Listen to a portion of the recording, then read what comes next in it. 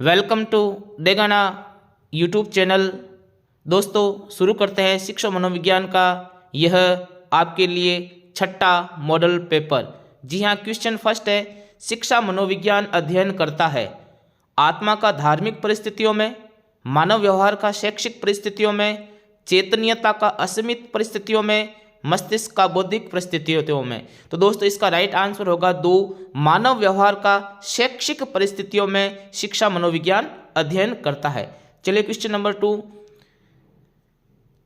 निम्न में से कौन सा कथन सही नहीं है? जी हाँ दोस्तों, ज्यादातर जो अभ्यर्थी होते हैं वो इसी तरीके के प्रश्न में गलती कर बैठते हैं, प्रश्न को सही तरीके से नहीं पढ़ते हैं। निम्न में से कौन सा कथन सही नहीं है ये देखना है। शिक्षा मनोविज्ञान हमको शिक्षा के उद्देश्य को प्राप्त करने के तरीके के बारे में नहीं बतलाता है। शिक्षा मनोविज्ञान की क्रियाएं केवल कक्षा कक्ष परिस्थितियों तक सीमित नहीं है। शिक्षा मनोविज्ञान अधिगमकर्ता के विकास के विभिन्न स्तरों पर हमको उसकी योग्यताओं के तथा सीमाओं से परिचित कराता है। शिक्षा मनोविज्ञान अधिगम के सिद्धांत एवं नियमों को स्थापित करता है। यानी इसमें से कौन सा है वो नहीं बताना है। तो आपको देखिए, शिक्षा मनोविज्ञान हमको शिक्षा के उद्देश्य को प्राप्त करने के तरीकों के बारे में नहीं बताता है। ऑप्शन 1 राइट होगा। इसमें कौन सा नहीं है, सही नहीं है, ये है कि शिक्षा मनोविज्ञान हमको शिक्षा के उद्देश्य को प्राप्त करने के तरीके नहीं बतलाता है। ये ऑप्शन इसके अंदर राइट होगा, ऑप्शन 1 राइट होगा। चलिए क्वेश्चन नंबर 3, शिक्षा मनोविज्ञान अध्यापक की मदद करता है जब वह अध्यापक को बच्चों के प्रति लापरवाह बना देता है, वह अध्यापक को दर्शन शास्त्र और सामाजिक विज्ञान के प्रति उपेक्षित बना देता है, वह आवश्यक पर्यावरण को दूर रखता है, वह अध्यापक को अधिगम के नियमों एवं प्रक्रियाओं के प्रति एक वैज्ञानिक दृष्टिकोण प्रदान करता है। ऑप्शन 4 राइट होगा, क्योंकि ऑप्शन 1, 2 और 3 ये तीनों के तीनों नेगेटिव है, यानी इसमें नकारात्मकता है। चलिए क्वेश्चन संख्या 4 देख लेते हैं। अधिगम से संबंधित मनोविज्ञान की विचारधाराओं एवं उनके प्रतिपादक के जोड़े यहाँ दिए गए हैं। इंगित कीजिए कि कौन सा जोड़ा यानी पेयर सही मिलान का नहीं है। तो व्यवहारवाद वाटसन एवं गुथरी, फैकल्टी मनोविज्ञान वुल्फ एवं रीड, गेस्टाल्ट मनोविज्ञान थॉर्नडाइक व अन्य, पुनर्बलन हल व स्किनर।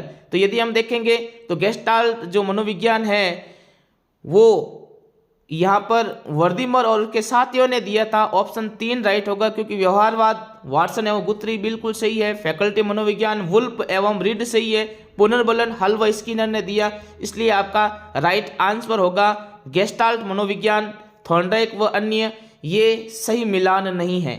चलिए क्वेश्चन नंबर 5 देख लेते हैं। जिस प्रक्रिया के अंदर व्यक्ति है वो आपस में पारस्परिक कल्याण का कार्य करता है या व्यवहार करना सीखता है, सामाजिक व्यवहार करना सीखता है, वह प्रक्रिया है सामाजिकरण, भाषा विकास, व्यक्तिक मूल्य, सामाजिक परिपक्वता। तो इसका आंसर होगा सामाजिकरण, क्योंकि समाज में रहकर वह निर्भय होकर सीखता है, तो इसका मतलब वहां पे सामाजिकरण होगा। चलिए क्वेश्चन संख्या 6, नीचे अधिगम के सिद्धांतों और उनके प्रतिपादकों के जोड़े दिए गए हैं, इंगित कीजिए कि किस जोड़े का मिलान सही नहीं है। दोबारा इस तरह का एक और क्वेश्चन आ गया है कि कौन सा जोड़े में सम्मिलित नहीं है। अनुकूलन अनुबंधन अनुक्रिया सिद्धांत वुल्फ एवं रीड, अंतर्दृष्टि सूझ सिद्धांत वर्दीमर एवं कोहलर, उद्दीपन अनुक्रिया सिद्धांत थॉर्नडाइक व अन्य, पुनर्बलन सिद्धांत हल एवं स्किनर। तो इसके अंदर ऑप्शन 1 राइट होगा। अनुकूलन अनुबंधन अनुक्रिया सिद्धांत है वो वुल्फ एवं रीड ने नहीं दिया है, इसलिए ऑप्शन इसके अंदर 1 राइट होगा। चलिए क्वेश्चन संख्या 7, स्थानांतरण एक परिस्थिति में अर्जित ज्ञान, प्रशिक्षण और आदतों का किसी दूसरी परिस्थितियों में स्थानांतरण के लिए किए जाने की चर्चा करता है। प्रशिक्षण यानी अधिगम के स्थानांतरण के बारे में ये कथन किसने दिया, यानी अधिगम स्थानांतरण का यह कथन किसने दिया? तो ये सोरेसन ने दिया। स्थानांतरण एक परिस्थिति में अर्जित ज्ञान, प्रशिक्षण और आदतों का किसी दूसरी परिस्थिति में स्थानांतरण किए जाने की चर्चा करता है, यह परिभाषा है वो सोरेसन ने दी। इंपॉर्टेंट क्वेश्चन है दोस्तों, इसको ध्यान से और देख लेना आप। किशोरावस्था में हड्डियों में अधिक वृद्धि होती है, ये हड्डियां होती है भुजाओं और टांगों की हड्डियां, केवल कुल्ले की हड्डियां, चेहरे की हड्डियां, चेहरे एवं भुजाओं और टांगों की हड्डियां। इसमें चारों के चारों ऑप्शन दोस्तों राइट है, इसलिए इसके अंदर आरपीएससी के द्वारा स्टार दिया गया था। क्वेश्चन संख्या 9 देख लेते हैं।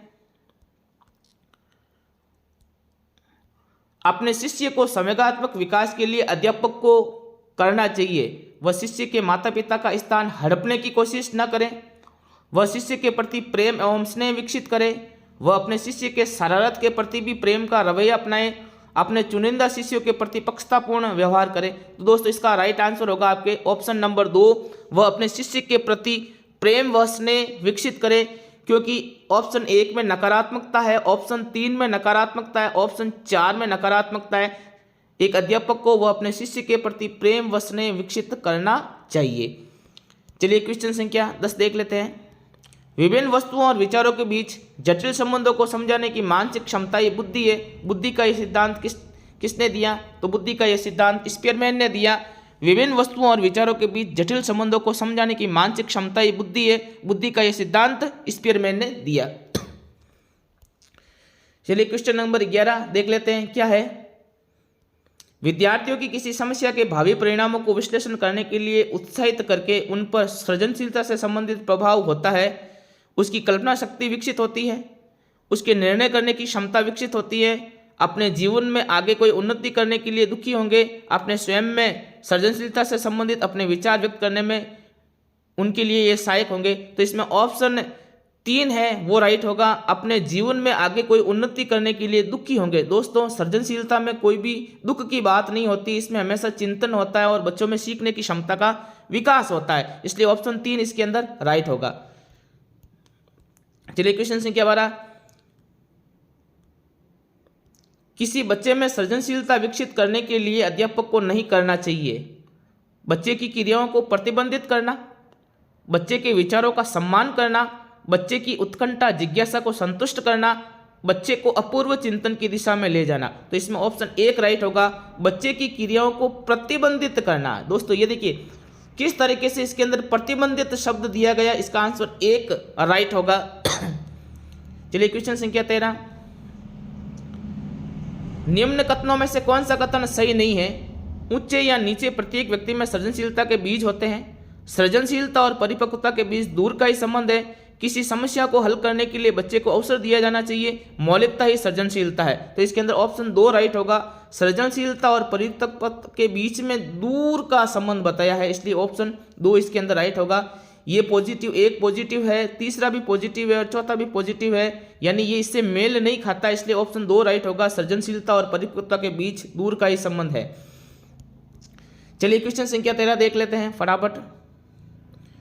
बच्चों में सृजनशीलता का मापन करने के लिए निम्न में कौन सा एक परीक्षण नहीं है? जी हाँ, कौन सा टेस्ट नहीं किया जाता बच्चों के सृजनशीलता के लिए? किसी अधूरे आकृति या चित्र पर एक कहानी लिखना या पूरी करना, पहाड़ा लिखना, वस्तुओं का एक नवीन क्रम में व्यवस्थित करना, किसी वृत्त की दी हुई सीमाओं के अंतर्गत आकृति बनाना। दोस्तों इसके अंदर ऑप्शन 2 राइट होगा, पहाड़ा लिखना ये कोई भी तरह का टेस्ट परीक्षण नहीं है। क्वेश्चन संख्या 15, बहिर्मुखी व्यक्तित्व होता है केवल अपने में समाये रहने वाला कम क्रियाशील व्यक्तित्व, विनम्र स्वभाव वाला व्यक्ति जो शीघ्र ही परेशान होने लगता है, व्यक्ति जो हमेशा अपने स्वयं के बारे में सोचता रहता है, प्रबल व्यक्ति जो सरलता से परेशान हो जाने वाला होता है। तो बहिर्मुखी व्यक्तित्व में प्रबल व्यक्ति जो सरलता से परेशान हो जाने वाला होता है, ऑप्शन 4 इसके अंदर राइट होगा। क्वेश्चन संख्या 16, किसी व्यक्ति के व्यक्तित्व मापन के लिए वस्तुनिष्ठ विधि है।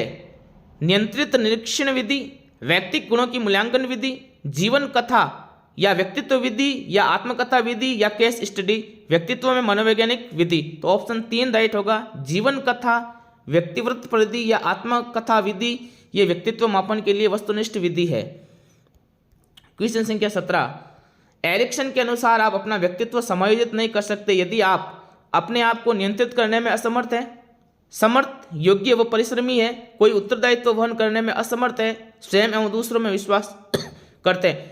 तो इसके अंदर दोस्तों आरपीएससी के द्वारा इसमें स्टार दिया गया था क्योंकि इसमें 2 ऑप्शन नेगेटिव दिए गए। आप देखेंगे पहले में दिया हुआ अपने आप को नियंत्रित करने में असमर्थ है, कोई उत्तरदायित्व वहन करने में असमर्थ है। 2 जगह यहाँ पे असमर्थ शब्द दिया है, तो या तो ऑप्शन 1 को राइट माने या 3 को राइट माने या दोनों को राइट माने, क्योंकि इसके अंदर आरपीएससी के द्वारा बोनस अंक दिया गया था। क्वेश्चन संख्या 18, अभिप्रेरणा से संबंधित सही क्रम इंगित कीजिए। बहुत ज्यादा इंपॉर्टेंट क्वेश्चन है। अभिप्रेरणा से संबंधित प्रणोद, आवश्यकता, प्रोत्साहन, प्रोत्साहन, आवश्यकता, प्रणोद, आवश्यकता, प्रणोद, प्रोत्साहन, आवश्यकता, प्रोत्साहन, प्रणोद। दोस्तों इसके अंदर ऑप्शन 3 राइट होगा, आवश्यकता, प्रणोद, प्रोत्साहन, यानी एन नीड। इसके बाद में आएगा प्रणोद यानी ड्राइव, और इसके बाद में आएगा इंसेंटिव यानी आवश्यकता, प्रणोद और प्रोत्साहन। ये ध्यान देना आपको। इसके अंदर ऑप्शन राइट होगा आवश्यकता, प्रणोद, प्रोत्साहन। बहुत ही इंपॉर्टेंट क्वेश्चन है, आरपीएससी के द्वारा इसको कई बार पूछा जा सकता है। आवश्यकता, प्रणोद एवं प्रोत्साहन ये अभिप्रेरणा का सही क्रम है। प्रश्न संख्या 19, व्यक्तिक विभिन्नता के आधार पर पारखष्ट ने बालकों के लिए कौन सी शिक्षा पद्धति, हम जानते हैं कि पारखष्ट ने डाल्टन प्लान दिया था। क्वेश्चन संख्या 20 देख लेते हैं। पाठ में विद्यार्थियों की रुचि बनाए रखने के लिए बच्चों को दिए जाने वाला ज्ञान न तो बहुत सरल होना चाहिए और न ही बहुत कठिन।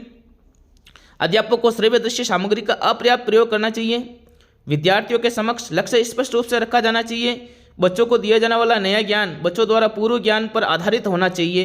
तो इसके अंदर ऑप्शन 2 राइट होगा, अध्यापक को श्रव्य दृश्य सामग्री का अपर्याप्त प्रयोग करना चाहिए। हालांकि आरपीएससी के द्वारा इस क्वेश्चन में भी स्टार दिया गया था, बोनस अंक दिया गया था। दोस्तों अभी तक आपने चैनल को सब्सक्राइब नहीं किया है तो लाल बटन दबाकर चैनल को जरूर सब्सक्राइब करें, क्योंकि आरपीएससी सेकंड ग्रेड से संबंधित आपको बहुत ही शानदार क्वेश्चन यहां पर मिलने वाले हैं, शिक्षा मनोविज्ञान से संबंधित। Thank you so much.